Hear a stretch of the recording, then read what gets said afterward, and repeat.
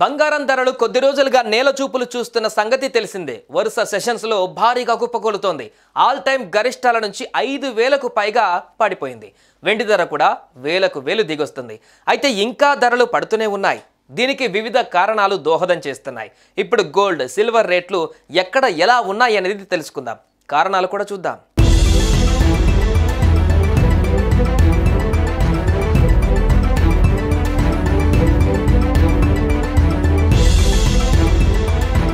పసిడి ప్రియులకు అదిరిపోయే శుభవార్త. బంగారం ధరలు కుప్పకూలుతూనే ఉన్నాయి. వరుస సెషన్స్ లో బంగారం ధర పెద్ద మొత్తంలో దిగొస్తుంది. దీంతో కొనుగోలుదారులకు ఇప్పుడు ఊరట దక్కుతోంది. ఇప్పుడు అసలే పెళ్లిళ్ల సీజన్. దీంతో గోల్డ్కు మంచి డిమాండ్ కూడా ఉంటుంది. బంగారం ధర పడుతున్న క్రమంలో కొనుగోళ్లు ఇంకా పెరుగుతాయని చెప్పొచ్చు.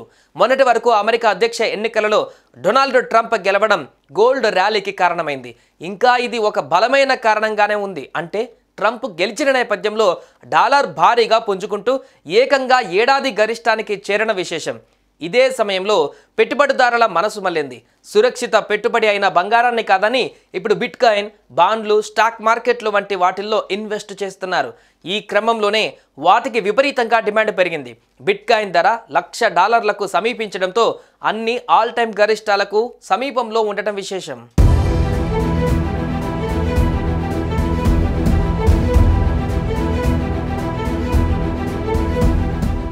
ఈ క్రమంలోనే ఇప్పుడు అమెరికా నుంచి వచ్చిన మరో కీలక ప్రకటన బంగారం ధరలు తాజాగా మరోసారి భారీగా పడేందుకు కారణమైంది. ఇప్పుడు అమెరికాలో కన్స్యూమర్ ప్రైస్ ఇండెక్స్ 2.6% పెరిగింది. ముందటి నెలలో ఇది 2.4%గానే ఉండేది. గత 7 నెలల్లో ద్రవ్యోల్బణం పెరగడం ఇదే తొలిసారి.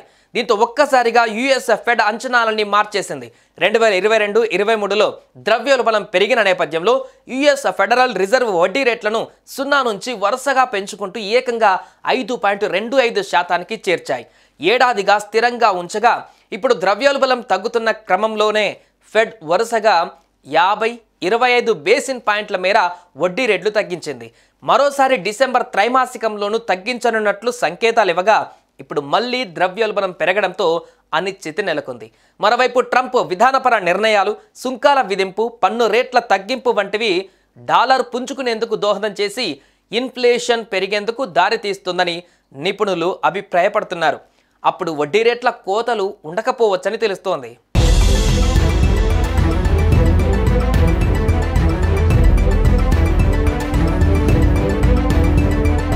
ఫెడ్ వడ్డీ రేట్లను తగ్గించకుంటే డాలర్, బాండ్స్ డిమాండ్ పెరిగి బంగారం బలహీనంగా మారుతుంది. దీంతో బంగారానికి గిరాకీ లేక రేటు పడిపోతుంది. ఇలా వీటన్నిటికీ సంబంధం ఉంటుంది. ఫెడ్ వడ్డీ రేట్లు పెంచినప్పుడు డాలర్ విలువ పెరుగుతోంది. ఇదే వడ్డీ రేట్లను తగ్గిస్తే అప్పుడు బంగారం విలువ పెరుగుతుంటుంది. అంటే ద్రవ్యోల్బణం పెరిగితే ఫెడ్ వడ్డీ రేట్లను పెంచాల్సి వస్తుంది. తద్వారా బంగారం ధర దిగొచ్చేందుకు ఛాన్స్ ఉంటుంది. ఇప్పటికే ఇంటర్నేషనల్ మార్కెట్లో గోల్డ్ రేట్లు కుప్పకొలుతున్నాయి. ఇప్పుడు కూడా మళ్ళీ 24 గంటల వ్యవధిలో ఏకంగా గోల్డ్ రేట్ ఔన్స్కు $50లకు పైగా పడిపోయింది. భారత కాలమానం ప్రకారం నవంబర్ 14 మధ్యాహ్నం 12:30 సమయంలో స్పాట్ గోల్డ్ రేట్ ఔన్స్కు $2,550 లెవెల్స్లో ఉంది. కిందటి రోజు ఇది $2,620 వద్ద ఉండేది. స్పాట్ సిల్వర్ $30 దిగువకు పడిపోయింది.